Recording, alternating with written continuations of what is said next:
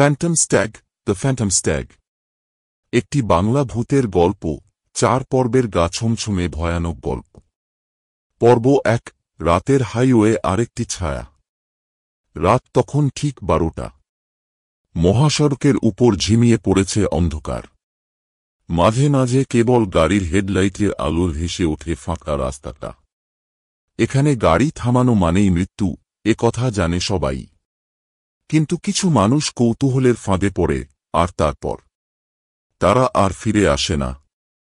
সেই রাতে রনিত কলকাতা থেকে বহরমপুরের দিকে যাচ্ছিল। সে একা ছিল, সামনের রাস্তা ফাঁকা। হাইওয়েতে বাতাস কেমন যেন ভারী লাগছিল, যেন কিছু একটা অদৃশ্য তাকে অনুসরণ করছে। একটা অজানা আতঙ্ক ধীরে ধীরে তার গা ছমছম করিয়ে তুলছিল। ঠিক তখনই রাস্তার মাঝখানে হেডলাইটের আলো দেখা দিল কিছু একটা। রনিত প্রথমে বুঝতে পারল না, কিন্তু গাড়ির আলো যখন সম্পূর্ণ পড়ল, তখন সে স্পষ্ট দেখল একটা বিশাল হরিণ দাঁড়িয়ে আছে রাস্তার ঠিক মাঝখানে। গাড়ির ব্রেক কষল রনিত, কিন্তু পরের মুহূর্তেই তার গায়ে কাঁটা দিয়ে উঠল।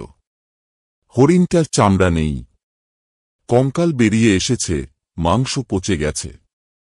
তার চোখ দুটো লালচে অগ্নির মতো জ্বলছে, যেন সে নরকের কোনো প্রাণী। রনিত চিৎকার করে উঠল, কে আছো? এটা কি? কিন্তু উত্তর এল না।